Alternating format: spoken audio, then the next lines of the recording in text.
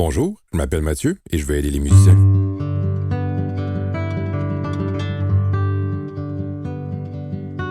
Bonjour tout le monde et bienvenue dans ce nouvel épisode du Musicien Stratégique. Mon nom est Mathieu Boucher, très heureux de vous savoir à l'écoute. On termine avec cet épisode une série de 3 épisodes consacrés à l'autorégulation du travail instrumental. On a vu dans le premier épisode que le cycle d'autorégulation concerne ce qui se passe avant, pendant et après n'importe quel effort d'apprentissage et on a abordé plus précisément dans le dernier épisode quels étaient les processus cognitifs, donc les processus liés à la pensée des musiciens, les tâches mentales à effectuer pour être efficaces, comme par exemple bien planifier son apprentissage et réfléchir à ce qu'on vient de jouer avant de reprendre. Tout le travail que j'ai fait jusqu'à maintenant en recherche et dans mon travail de vulgarisation scientifique, par exemple mes conférences et ce podcast, concernait surtout les processus cognitifs, donc les stratégies. Non pas parce que le côté émotionnel ou motivationnel de l'apprentissage ne m'intéressait pas du tout, mais bien parce que j'avais décidé à un moment donné que ma petite part dans le grand projet qu'on a tous et toutes de faire avancer la musique, ma petite part allait concerner surtout les stratégies en postulant qu'un travail efficace va être motivant par conséquent. Ce que je crois encore, mais je commence aussi à apprécier de plus en plus à quel point un état d'esprit positif peut donner des ailes à notre travail et j'irais même plus loin jusqu'à dire à notre vie en général. Et donc, j'ai vraiment envie dans les prochaines années d'explorer ce qu'est un état d'esprit positif pour les musiciens et les musiciennes en formation, un bon mindset, comme dirait Molière, et comment les profs et les institutions qui accueillent les musiciens et les musiciennes en formation pourraient contribuer à développer ce mindset positif, justement. Après le dernier épisode consacré au processus cognitif, on plonge maintenant dans le sujet fascinant des croyances motivationnelles. Le mot « croyance » en français a peut-être une connotation non pas négative, mais du moins très subjective. Et malgré la subjectivité des croyances, elles sont extrêmement importantes en matière d'apprentissage puisque pour n'importe quel apprenant, c'est la perception de l'apprenant qui est plus importante que la réalité, entre très grosses guillemets. Donc, tout comme on a vu dans le dernier épisode que chacune des 3 phases du cycle comportait différents processus cognitifs, on a aussi des croyances motivationnelles associées à chacune des mêmes phases. Pour la première phase, donc la phase de prédétermination, le avant de l'effort d'apprentissage, du côté des processus cognitifs, on avait la planification des stratégies et la fixation des objectifs. Donc, bien connaître les stratégies les plus efficaces, en fait, avoir une bonne idée des effets de chaque stratégie et choisir efficacement la stratégie en fonction de l'effet souhaité, d'une part, et avoir d'autre part une série d'objectifs hiérarchisés qui vont aider à prioriser ce qu'il faut. Ça, c'est pour les réflexions. Sur un plan plus émotionnel, les musiciens et les musiciennes arrivent avec des idées, des conceptions, donc des idées préconçues, en fait, sur leur capacité à réaliser une tâche et la raison pour laquelle ils ou elles doivent faire l'effort de travailler, donc de faire cette tâche. En termes plus scientifiques, des termes qu'on va évidemment décortiquer, le succès de la première phase d'autorégulation est influencé par ce qu'on appelle le sentiment d'efficacité de l'apprenant ou de l'apprenante, par son intérêt envers la tâche et par l'orientation de ses objectifs. Le premier élément que j'ai mentionné était le sentiment d'auto-efficacité. C'est la confiance de l'apprenant envers ses capacités à accomplir une tâche en particulier. Ce n'est donc pas de la confiance en soi plus générale, puisque une personne avec un fort sentiment d'auto-efficacité va avoir une grande confiance en ses moyens dans un domaine précis, ce qui amène souvent, et ça on le voit souvent chez les vrais grands et les vraies grandes de ce monde, c'est-à-dire que ces personnes n'ont pas peur, à l'inverse, d'avouer être complètement nul dans un autre domaine, en faisant autre chose. Le fait, par exemple, d'être incapable de danser, d'être nul en dessin ou incapable de se cuisiner un verre d'eau ne les dérange pas parce qu'ils ou elles ont pleinement confiance dans leur talent d'acteur, de communicatrice ou de pianiste, par exemple. Là où il y a un petit piège potentiel, et c'est là que les processus cognitifs dont on a discuté dans le dernier épisode prennent tout leur sens, c'est que cette confiance n'est pas automatique. Elle se bâtit à force de preuves de notre efficacité. Preuves subjectives, évidemment, qu'on se fournit à nous-mêmes. Donc, plus on est efficace dans notre travail, meilleurs sont nos résultats et, conséquemment, plus on développe notre confiance à exécuter une tâche, ce qui aide à attaquer ensuite une nouvelle tâche avec confiance, etc. Donc, plus on fait ça, plus le cycle se poursuit et plus on développe notre sentiment d'auto-efficacité. Tout le contenu de ce podcast et en fait l'idée générale d'enseigner concrètement les meilleures stratégies d'apprentissage vise à vous aider à installer au mieux des conditions de réussite. Et un fort sentiment d'auto-efficacité est une conséquence positive possible de se préoccuper de nos stratégies de travail. Dans un autre ordre d'idée, une multiplication d'expériences de prestations publiques positives aide ensuite à avoir confiance quand on arrive sur scène. Et à l'inverse, accumuler les expériences négatives sur scène revient malheureusement pour le cerveau à accumuler des preuves subjectives encore une fois, qui ne correspondent pas à la réalité, mais des preuves subjectives qui peuvent nous amener à associer la scène avec quelque chose de dangereux et donc d'anxiogène, qui fournit de l'anxiété. Il y a eu passablement d'études sur l'auto-efficacité. Ce qu'on appelle en anglais la self-efficacy est en fait un concept psychologique à part entière, pas juste une partie de l'autorégulation, c'est un concept psychologique à part entière qui a fait l'objet de beaucoup d'études dans différents domaines, pas juste en musique. Et en musique, justement, une étude particulièrement intéressante sur ce concept nous vient de 2 chercheurs australiens, justement, McPherson, le même McPherson dont il a été question dans le dernier épisode sur l'autorégulation, donc l'étude des 90 et 92%, et McCormick, qui ont publié en 1999 les résultats d'une étude dans laquelle ils ont demandé à 190 pianistes âgés entre 9 et 18 ans de remplir un questionnaire sur leur sentiment d'auto-efficacité après avoir effectué un examen instrumental. Les chercheurs ont découvert que le niveau d'efficacité, le niveau d'auto-efficacité des apprenants qu'ils ont pu mesurer grâce au questionnaire qu'ils ont passé, ce niveau d'auto-efficacité permettait de prévoir la note obtenue à l'examen. Et en fait, un haut niveau d'auto-efficacité était lié à une note plus élevée à l'examen, et ce, indépendamment des habiletés du pianiste, puisqu'il était question de pianiste dans cette étude.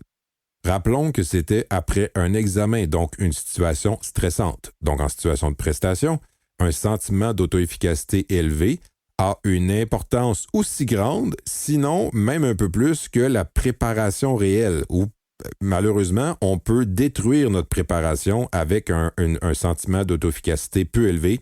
Donc, évidemment, je vais rater. Évidemment, ce ne sera pas beau. Évidemment, je vais me tromper. Tout ceci peut finalement auto-gâcher. On est beaucoup dans les auto avec l'autorégulation. Auto-gâcher la préparation qu'on aura eue pour cette prestation.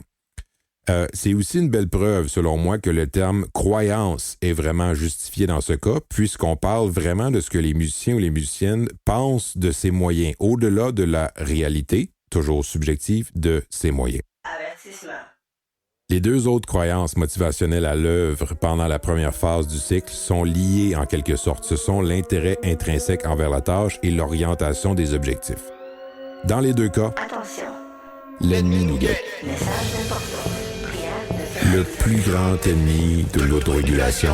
Rendez-vous immédiatement au reality check qui vous ont été assignés avec votre instrument. De l'apprentissage en général et de notre vie en carrière. Ainsi parlait Mathieu, dit le glorieux. Maintenant, soyez prêts, mes amis. Roulement de tambour. Notre ego. Je présume que c'était le fait rechercher, Mathieu le glorieux. J'ai 3 beaux épisodes sur la motivation que vous pouvez découvrir, réécouter ou vous remémorer. On parle alors de motivation intrinsèque, c'est-à-dire la motivation à faire la tâche sans besoin de raison extérieure. C'est la même chose que l'intérêt intrinsèque dont il est question pour l'autorégulation. Le musicien ou la musicienne, donc efficace, va participer activement à quelque chose, expérimenter quelque chose, avoir une attitude positive envers un apprentissage ou une expérience pédagogique sans ressentir le besoin d'être récompensé, donc pour le pur bonheur de le faire. En ce qui concerne l'orientation des objectifs, c'est la perception de la finalité de l'effort d'apprentissage, donc ce qu'on va obtenir à la suite de l'apprentissage. Et à ce titre, le musicien ou la musicienne efficace considérerait les tâches à accomplir comme une occasion de développer ses habiletés, ce qui est lié, je le disais, à un intérêt plus intrinsèque envers l'apprentissage en cours. À l'inverse, les apprenants moins efficaces poursuivraient des objectifs plus liés à leur ego. L'ennemi. Le Sauron, le Voldemort ou le Gargamel, choisissez votre génération, de notre autorégulation parce qu'ils percevraient n'importe quelle tâche, malheureusement, comme une occasion d'être comparé aux autres. Quand on a un intérêt intrinsèque envers la tâche et quand on considère une tâche comme l'occasion de développer nos habiletés, on ne se décourage pas devant les difficultés. On sait, et on le verra plus tard dans cet épisode, que ce sont nos stratégies qui sont efficaces ou pas, et non pas nous. Quand on a des manques à ce niveau, ça peut provenir justement d'un manque de connaissance des moyens à notre disposition pour corriger tout problème. L'inverse de ce dont je parle jusqu'à maintenant est le sentiment d'impuissance, ce qui conduit souvent à des situations d'évitement. Lorsqu'on parle d'évitement, combien de jeunes ou moins jeunes musiciens ou musiciennes ne veulent pas participer à des concerts, à des concours ou à des examens? Ce sont pourtant toutes, fondamentalement, de belles occasions d'apprendre. Même quand le résultat ou les commentaires nous dérangent, ce dérangement peut générer de très beaux apprentissages, mais on évite généralement ces situations-là puisqu'on ne veut pas risquer un potentiel échec. On aboutit par contre à éviter aussi de très beaux apprentissages, ne serait-ce que l'apprentissage d'apprendre, je me répète, mais l'apprentissage fondamental de comprendre que recevoir des résultats, c'est le résultat de l'opinion de quelqu'un. Même si la note est mauvaise, même si les commentaires sont mauvais, il reste qu'on peut apprendre du fait qu'une évaluation, c'est très souvent subjectif et on doit apprendre à vivre avec cette subjectivité-là de l'évaluation, surtout lorsqu'on parle d'art, comme c'est le cas en musique. En résumé, avant toute séance de travail, je sors ma guitare de mon étui et pendant que je le fais, dans mon esprit, j'ai un sentiment d'auto-efficacité qui peut parfois varier d'une journée à l'autre et j'ai un intérêt particulier à faire la tâche et je suis conscient de ce que je vais obtenir en travaillant. Tout ceci, donc, se déroule en parallèle de ce qu'on a déjà discuté dans l'épisode précédent, soit le choix des stratégies et la planification des objectifs.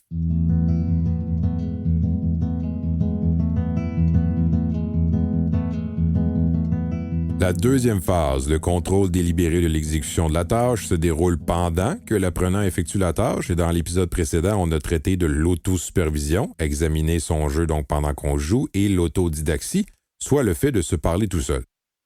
J'avoue qu'il est plus difficile de distinguer clairement ici les processus cognitifs des croyances motivationnelles puisque c'est pendant cette deuxième phase qu'on joue. Il y a moins de croyances en jeu ici puisqu'on est vraiment dans l'action. Cela dit, je parlerai plus ici d'une distinction entre les processus cognitifs plus actifs, comme l'autosupervision et l'autodidaxie dont on parlait dans le dernier épisode, et de deux autres procédés sous-jacents à tout ça, c'est-à-dire la concentration et l'image mentale.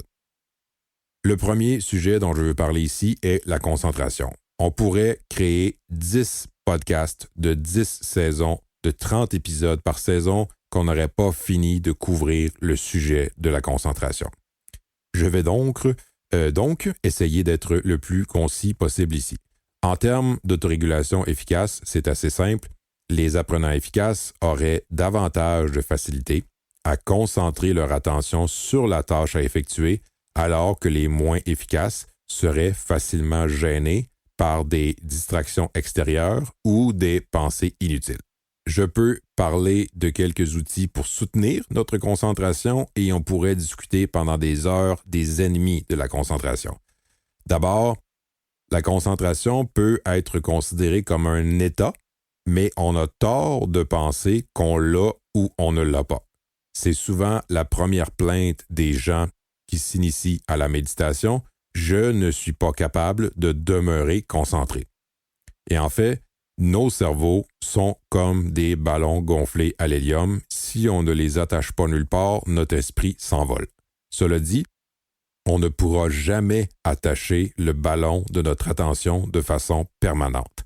C'est comme si chaque 10 secondes, le ballon se détachait et qu'il fallait le garder à l'œil pour le rattacher chaque fois sans relâche, chaque 10 secondes. Donc, la concentration est un état, mais qu'on perd en quelques secondes et la méditation revient donc à un exercice de se reconcentrer à répétition.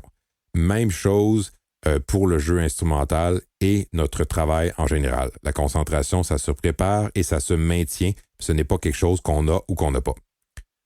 J'ai fait un épisode déjà sur les repères de prestation qui sont comme des ancres pour attacher notre ballon d'hélium à différents endroits de la partition à mesure qu'on progresse dans la musique. Et plus on a des objectifs clairs et prédéfinis, plus on va demeurer concentré. Et finalement, l'idée de l'autodidaxie, se parler tout seul, est justement associée dans les recherches à une plus grande concentration. Le fait de parler à voix haute nous garde actifs et collés sur la tâche. Maintenant, quelques ennemis de la concentration. Le premier est sûrement le plus important depuis une décennie, vous le tenez probablement dans vos mains en ce moment et j'ai une espèce de relation amour-haine avec cet outil puisque c'est celui qui me permet de vous joindre. Nos smartphones, nos téléphones sont des machines à attirer notre attention. On dit souvent ces années-ci que la plus grande richesse à exploiter sur Terre en ce moment, ce qui génère le plus d'argent, ce n'est pas le pétrole, l'eau ou le bois, c'est l'attention des gens. Notification constante, le côté très addictif de la validation sociale qui vient des réseaux sociaux et finalement la possibilité avec un outil qui tient dans nos poches de ne plus jamais s'ennuyer de notre vie. Tout ceci nous conditionne au final à être incapable d'endurer le moindre manque de stimulation intellectuelle. On n'a pas à s'entraîner, à se concentrer. La Silicon Valley se charge de captiver notre attention. L'autre grand ennemi de la concentration, c'est notre impression d'être efficace quand on fait du multitâche. Faire plusieurs choses en même temps est stimulant pour le cerveau. Ça comble son besoin constant de nouveauté, mais est-ce que cette stimulation nous rend plus efficaces? Pas du tout, et même au contraire. Notre attention est comme une voiture. Lorsque vous levez le pied de l'accélérateur, est-ce que la voiture s'arrête subitement? Non. Vous levez le pied et la voiture ralentit tranquillement. Même chose pour votre attention. Lorsque vous vous concentrez sur une tâche, vous stimulez différentes zones du cerveau et les neurones associés à ce que vous faites. Mais quand vous passez subitement à une autre tâche, ce travail cérébral ne s'arrête pas complètement. Il est en train de diminuer progressivement comme la voiture qui ralentit. En revanche, pendant ce ralentissement, vous êtes probablement déjà en train d'essayer de vous concentrer sur la tâche suivante, ce qui est difficile, peut-être inconsciemment, puisque votre tâche précédente est en train de ralentir dans votre cerveau pendant que vous accélérez le travail sur une nouvelle tâche. N'importe quelle transition entre deux tâches s'accompagne donc d'une sorte de zone grise où le ralentissement d'une tâche se fait pendant l'accélération d'une autre. Par contre, cette zone grise peut aussi donner une fausse impression d'être efficace à cause de la stimulation qu'elle provoque. Admettons, le pire scénario possible, selon moi. Admettons que vous étudiez pour un examen important.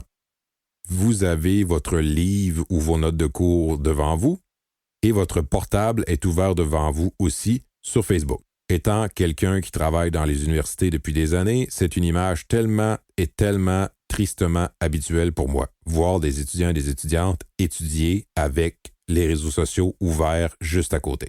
Vous étudiez 2 minutes, 1 minute de consultation de Facebook, 2 minutes d'études, un texto d'un ami, 2 minutes d'études, retour sur Facebook, etc. Études, vie personnelle, études, vie personnelle, études, vie personnelle. Chaque changement de tâche exige un redémarrage de la tâche. Combinez ensemble 30 fois 2 minutes d'études constamment interrompues et vous aurez probablement retenu moins d'informations importantes que si vous aviez étudié de façon concentrée pendant 20 minutes. Je donne des chiffres évidemment au hasard, vous comprenez l'idée. 30 fois 2 minutes, on pourrait dire que ça donne 1 heure d'études, mais ce n'est vraiment pas très, très efficace. Et il est fort possible qu'une période d'études beaucoup plus courte et plus concentrée soit plus efficace que ça. Dans le domaine de la psychologie de l'organisation du travail, on parle de batching, avec un A, pas avec un I. Ça, c'est un autre sujet très lié à l'organisation du travail, mais on va rester dans notre sujet actuel. Le batching que Google Traduction traduit par mise en lot, Attention. Exemple d'autodidactie. En approche. c'est-à-dire mettre en commun un ensemble de... je vais-tu finir par le dire? Tu couperas ça au montage, Jean-Sébastien? Faire un montage, moi. Et là, tu peux dire non, et on continue. Check bien ça. Non. L'autodidactie avec un X. non. Le fait de se parler tout seul. Non. Et on continue. Non. Le gars louche. Non. L'inconfort. Ok, j'ai compris. On continue là, tu parles du batching. Donc, la mise en lot, c'est-à-dire mettre en commun un ensemble de tâches reliées à un même projet. Je suis un très fervent adepte de cette stratégie. J'aime concentrer au maximum le travail sur un petit nombre de projets à la fois. C'est ce que je fais pour l'analyse de mes données de recherche, c'est ce que je fais pour mes lectures, l'écriture de différents articles, la préparation de mes cours, la préparation et l'enregistrement de ce podcast. Et j'adore m'immerger complètement dans un projet pour concentrer mon attention sur un petit nombre de défis à la fois. Et je pense que c'est quelque chose qu'on pourrait appliquer à la préparation de pièces en général, de nos pièces en général. On l'a vu dans le 3e épisode de la série consacrée à l'horaire, donc saison 1 ou 2, je me souviens plus malheureusement. Je le mettrai dans les notes de l'épisode. On l'a vu donc dans la série consacrée à l'horaire qu'il n'y aurait aucun danger et même qu'il serait bénéfique de mettre des pièces de côté chaque jour pour se concentrer sur d'autres pièces entre-temps. Et je pense que c'est un bel exemple de batching. Mais on peut aussi aller plus loin. Et si on a plusieurs pièces à apprendre, peut-être qu'on aurait à consacrer moins de temps sur chaque pièce au total si on ne s'obligeait pas à les travailler toutes en parallèle. Autrement dit, je donne un exemple, si j'ai 6 pièces à apprendre, peut-être qu'en travaillant intensément sur 3 pièces d'abord, pour ensuite travailler les 3 autres ensuite, j'aurai passé moins de temps au total sur chaque pièce que si je tente de les travailler les 6 de front. Et en plus, le temps de repos des pièces que j'aurais mis de côté pour me consacrer aux autres sera en fait probablement un temps de maturation. Si vous disposez de plusieurs mois pour travailler un programme, comme c'est souvent le cas quand on prépare un programme d'examen, vous pourriez très bien avoir une alternance, 1 mois sur 3 pièces, 1 mois sur 3 autres pièces, etc. Je vous dis 1 mois, mais ça pourrait être aussi 2 semaines, 3 semaines, à vous de voir. Je pense que c'est le genre d'approche qui peut aussi nous permettre de présenter des pièces plus rapidement en concert ou dans des classes ensemble et par le fait même accumuler davantage d'expérience de prestation publique d'une pièce avant l'examen ou la prestation finale. Je viens de parler longuement de la concentration, peut-être trop longtemps et vous n'êtes plus concentré du tout, justement.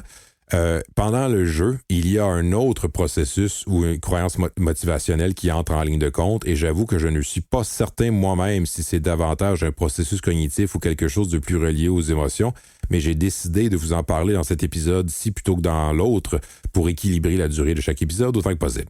Cet autre élément, c'est ce qu'on appelle dans le jargon de l'autorégulation l'image mentale, qu'on appelle aussi souvent représentation sonore ou modèle sonore, plus précisément en musique. Le modèle sonore, je vais en parler moins longtemps que la concentration, mais ça ne change rien au fait que je le considère hyper important et surtout hyper plaisant à développer. J'en parle moins longtemps parce qu'un modèle sonore, c'est assez simple à développer. Il faut écouter de la musique, aller voir des concerts, regarder des grandes prestations sur YouTube.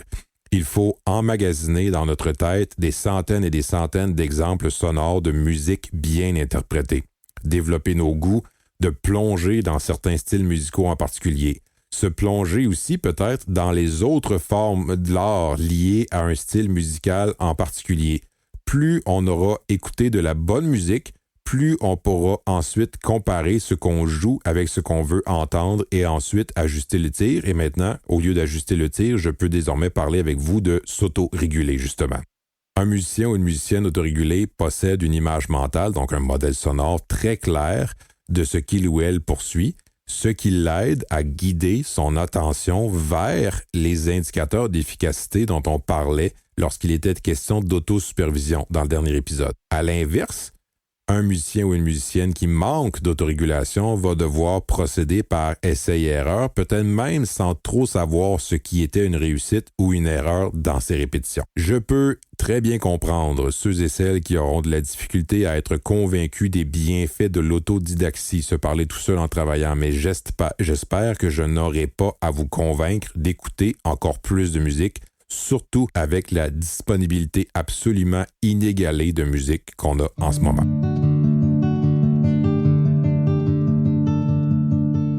Après l'effort d'apprentissage vient finalement la troisième phase, ce qu'on appelle l'autoréflexion. On a déjà abordé l'auto-évaluation et l'adaptation des stratégies dans l'épisode précédent et c'est évident que cette troisième phase est propice aux émotions de toutes sortes. Plus précisément, on va parler d'attribution causale et de la réaction émotionnelle avant l'adaptation.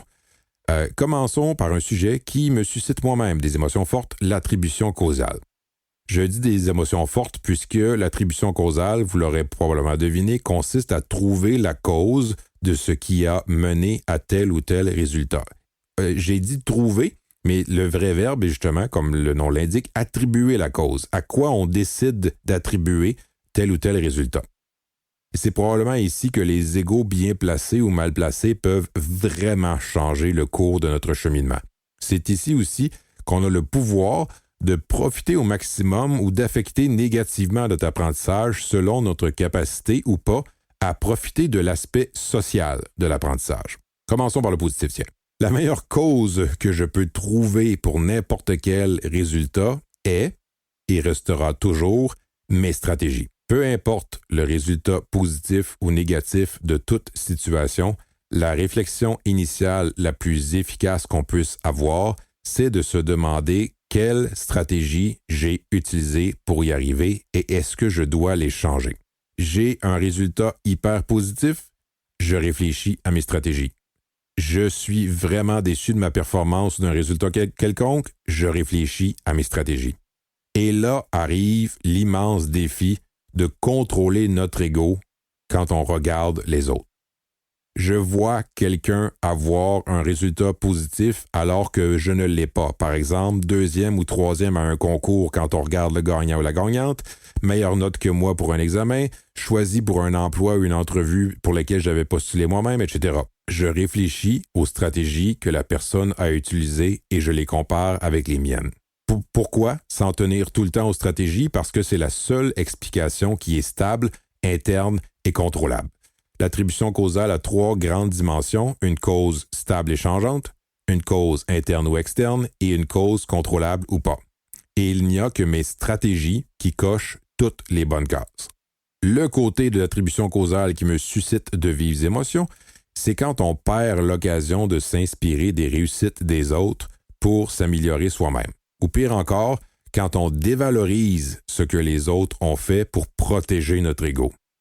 On a une expression très, très québécoise qui capture très bien le côté pervers de l'attribution causale. Peu importe où vous m'écoutez, vous aurez peut-être une autre expression, mais au Québec, quand on voit quelqu'un d'autre avoir un succès qu'on convoitait, on commence souvent notre très brillante explication par « on sait bien, évidemment.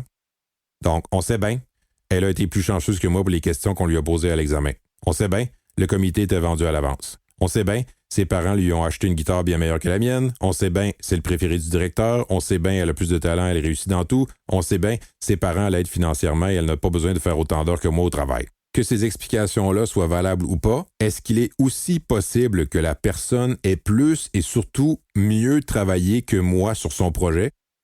Qu'est-ce que cette personne-là a fait comme effort que je n'ai pas été prêt ou prête à faire? Vous comprendrez qu'on touche à un phénomène qui va bien au-delà de la musique et j'ajouterais même bien au-delà de l'apprentissage. Ça touche comment on gère les différents projets qu'on a dans la vie. Et là, je ne m'improviserai pas coach de vie, mais si on reste, on en reste à la musique, si on voit quelqu'un d'autre offrir une meilleure prestation que nous, avoir une meilleure note à un examen ou être choisi pour une audition et pas moi, la meilleure réflexion que je peux avoir, peut-être après avoir pesté pendant quelques heures ou quelques jours, ce qu'on peut se donner comme droit, c'est de réfléchir à ce que la personne a fait pour avoir ce résultat et j'oserais même aller demander à la personne si on veut vraiment le savoir.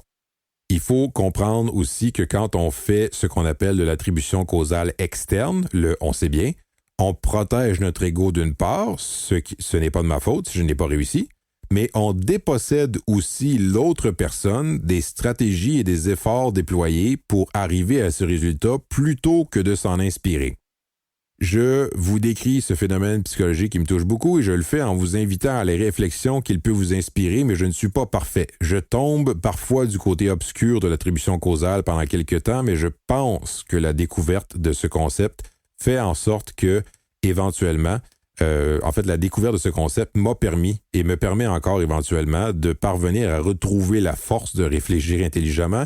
Et j'avoue que j'y parviens de plus en plus rapidement au fil des années parce que c'est en fait tellement inspirant de réfléchir au parcours des autres et à son propre parcours, que je préfère ceci. Mais encore une fois, je ne suis pas parfait et j'ai appris, lorsque je ne suis pas content d'un résultat, à me donner droit à une petite période de ce qu'on appelle au Québec une crise de bacon. Donc, les crises que les enfants font à se rouler par terre. Donc, ma petite crise de bacon intérieure et de bouder. Mais comme je le disais, il faut ensuite regarder les choses plus froidement pour avoir une réaction plus constructive.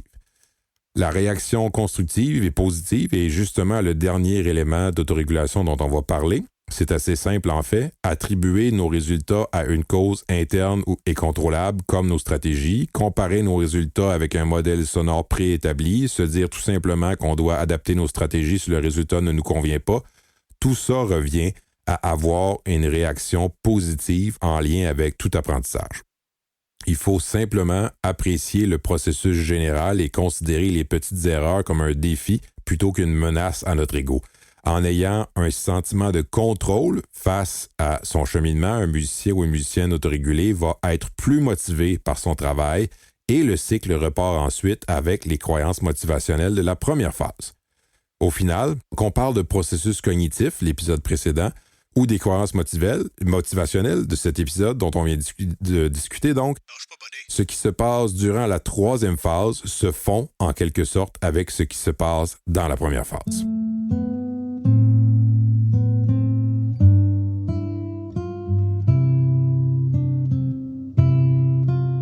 Peu importe ce qui vous a interpellé ou pas dans tout ce que j'ai dit, je n'ai honnêtement jamais rencontré de personne parfaitement autorégulée.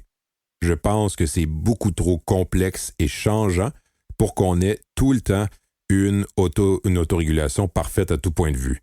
On demeure humain avec tout ce que ça implique, mais je pense que comme le fait de développer un modèle sonore en écoutant beaucoup de musique pour ensuite nous permettre de mieux identifier nos erreurs et corriger le tir, le fait de comprendre ce qu'est un musicien ou une musicienne autorégulée peut nous aider à garder le cap, peut-être à corriger le cap plus facilement et rapidement quand on est conscient des différences entre nos différentes façons de penser ou nos réactions émotionnelles et ce qu'on devrait, entre guillemets, penser et ressentir. Quand je décris l'autorégulation dans mes cours, dans mes conférences, j'ai une image que j'adore et qui correspond selon moi très bien au contexte des leçons instrumentales. Et là, je tombe dans le piège d'imposer ma métaphore, piège dont on va reparler durant d'autres épisodes cette saison.